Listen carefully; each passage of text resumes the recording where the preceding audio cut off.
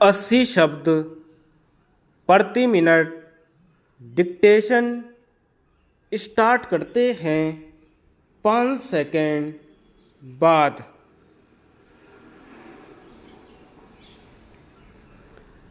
महोदय, वर्ष 1952 से लेकर 1990 तक, बल्कि वर्ष 1991 से संविधान के अंतर्गत और तत्पश्चात वर्ष 1993 के संविधान के अंतर्गत जब से पहले चुनाव हुए हैं, आप देखेंगे कि यदि चुनावी प्रक्रिया के विरुद्ध शिकायतें की जाती हैं तो वे उम्मीदवारों द्वारा कानून के उल्लंघन के संबंध में होती हैं, न कि कानून के बारे में।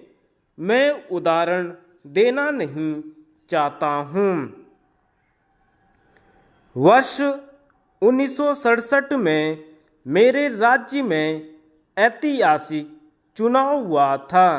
जम्मू और कश्मीर के इतिहास का यह ऐसा पहला वर्ष था जब अखिल भारतीय कांग्रेस पार्टी का गठन हुआ था और नेशनल कॉन्फ्रेंस ने अपनी पहचान बनाने के लिए राज्य के सभी 76 निर्वाचन क्षेत्रों से कांग्रेस अथवा भारतीय जनता पार्टी के मुकाबले में अपना उम्मीदवार खड़ा किया था।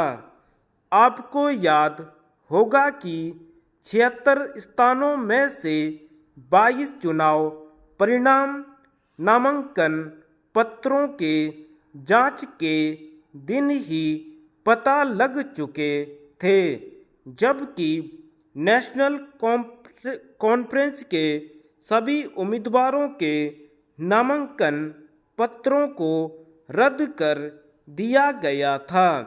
कांग्रेस पार्टी ने चुनाव अधिकारी की मेज पर ही 22 स्थानों पर विजय प्राप्त कर ली। न्यायमूर्ति को मैं याद दिलाना चाहूँगा कि उनकी अध्यक्षता में एक जांच आयोग का गठन किया गया था।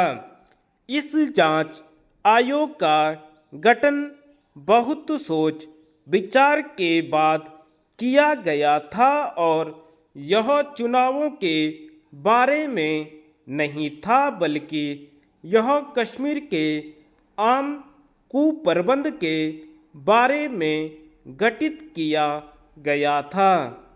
और देखिए कि दोषारोपण इस पद्धति पर किया गया और एक चुनाव अधिकारी जो एक IAS अधिकारी था, उसका नाम लेना उचित नहीं है।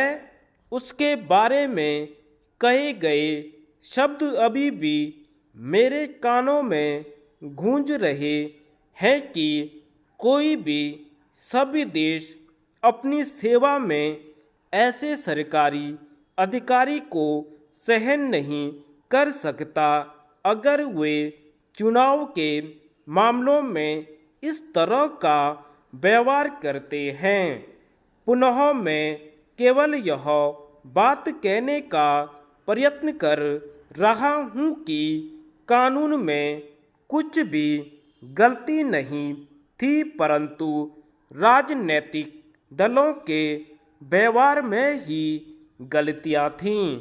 निर्वाचन अधिकारियों के आचरण में गलती थी और सारी गलती उस व्यक्ति की थी जो कानून को लागू करता था। हमारे अपने देश में ही विभिन्न विचारधाराओं वाले व्यक्ति हैं। हमें बहुत पीछे नहीं जाना पड़ेगा। वर्ष 1975 के आसपास श्रीमती इंदिरा गांधी के चुनाव रद्द किए जाने का अभूतपूर्व उदाहरण है। न्यायाधीश ने निर्णय में यही बताया गया था कि चुनाव संबंधी कानून में कोई गलती नहीं थी। धन्यवाद।